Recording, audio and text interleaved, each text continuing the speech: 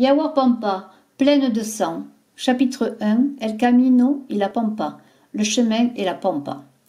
Après la rencontre de Yatontinku, rituel des peuples de Potosi et d'Oruro, où de jeunes gens expriment la lutte entre le bien et le mal dans un diable, personnage imaginaire et mythique, mais aussi mystique, car porteur et dépositaire de nos peurs, mais aussi garde-fou à nos agissements. Ainsi, des heures avant de sceller son destin sombre et mortel, l'ingénieur Juan José Velázquez Ariete, en colère, discute avec des opérateurs d'engins sur un chemin mal fait, sans savoir qu'il aura bientôt entre les mains le manuscrit sacrilège Yaguarpampa, sans savoir qu'il rencontrerait le dernier de ses damnés et qu'il serait le prochain.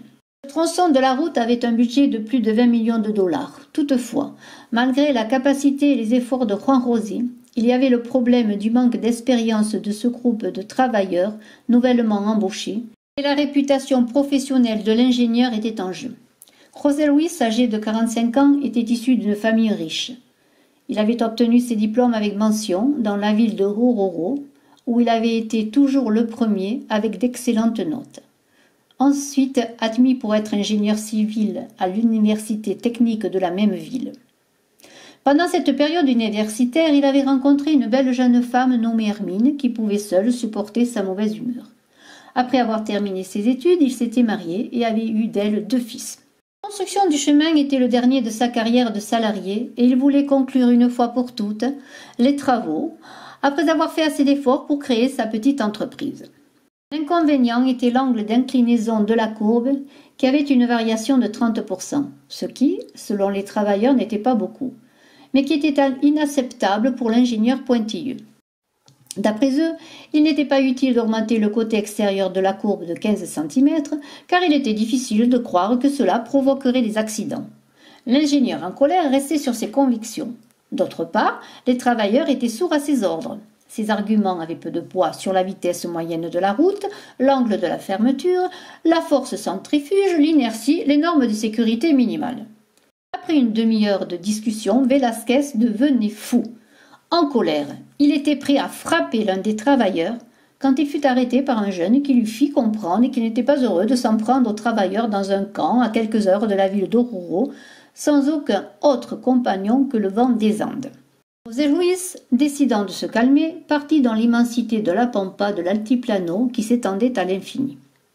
En chemin, il pensa à sa récente infortune et à la façon de surmonter les problèmes joints au chantier afin de pouvoir démarrer son propre projet. Devant la vue de l'horizon qui s'étendait à l'infini, ses yeux fixaient les hauts et beaux plateaux qu'il n'avait jamais remarqués auparavant durant ses nombreuses années de travail dans la plaine. Malgré l'aridité du terrain, il y avait plein de vie. À ses pieds, des fourmis travaillaient sans relâche, transportant de la nourriture, et les plantes de l'altiplano s'accrochaient à la vie. D'autres insectes se nourrissaient également de la végétation clairsemée. Au-delà, on pouvait voir un modeste jardin de lichens et de mousse sur les rochers.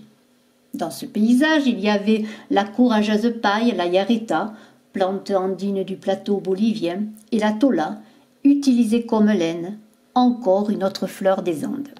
Dans ces espaces sauvages prospéraient le vicacha, le lama, le huanaco, la vigogne, le renard et le puma. Par-dessus tout, le vol imposant du condor, maître des Andes. Contemplant ces êtres magnifiques qui luttaient pour la vie dans cet espace immense, il en oubliait les problèmes qui l'agitaient. Derrière le travail de l'homme qu'il était, dans ce travail qui transgressait les lois de la nature et de sa beauté, il avait honte d'être la cause de l'affront à une telle beauté. Embarrassé, il s'éloigna sans but le long d'un terrain rocheux. Il cheminait depuis un temps indéterminé quand une couleur rouge sang attira son attention vers le ciel. La couleur pourpre fit d'abord clignoter ses yeux, puis il vit des feuilles de papier volantes dispersées dans la pampa. Tout d'abord, il ne comprit pas ce qu'étaient ces feuilles, mais après réflexion, il lui vient à l'idée qu'elles pouvaient appartenir à un document de construction de chemin éparpillé par un ingénieur. Sans autres explications, parce qu'il n'y avait personne autour de l'école ou du bureau, comme cette pensée traversait son esprit coléreux, il courut après les feuilles sanglantes sans imaginer les malheurs qui lui arriveraient dans le futur proche. Rapidement, il parvint à saisir le document principal et après un certain effort, il attrapa les feuilles volantes. Wera, le vent du monde aride, ne semblait pas savoir ce qu'était un manuscrit. L'ingénieur Juan José Velázquez Ariete prit dans ses mains les pages de l'iniquité avec la force de sa volonté, plus forte que celle du vent puissant, pour s'emparer de ce qui serait sa perte. Une fois qu'il eut toutes les pages dans ses mains, il nota qu'il s'agissait d'un manuscrit sans rapport avec la construction de la route, mais bien d'un écrit de la main de quelqu'un. Après une meilleure inspection, il vit un manuscrit numéroté. Le document principal était dans l'ordre. Il dut remettre les feuilles ramassées dans l'ordre numérique. Après avoir remis tout en ordre, il commença à lire.